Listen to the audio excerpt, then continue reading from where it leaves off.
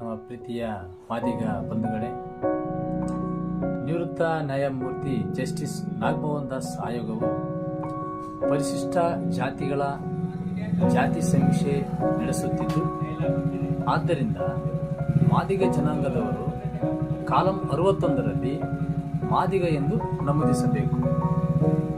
ಇನ್ನು ಸಾಮಾಜಿಕ ತಾರತಮ್ಯ ಒಳಗಾಗಿದ್ದೀರಾ ಎಂದು ಸಮೀಕ್ಷೆ ಮಾಡುವವರು ಕೇಳಿದರೆ, ಆ ಕಾಲಂ ಬಂದಾಗ ಹೇಳುವುದಾದರೆ ತಾರತಮ್ಯ, ಶೋಷಣೆ, ಅಸ್ಪೃಶ್ಯತೆ, ದೌರ್ಜನ್ಯ ತಳಾದಿ ಮೇಲೆ ಬಾಬಾ ಸಾಹೇಬರು ನಮಗೆ ಸಂವಿಧಾನದಲ್ಲಿ ಮೀಸಲಾತಿ ಕಲ್ಪಿಸಿಕೊಟ್ಟಿದ್ದರು.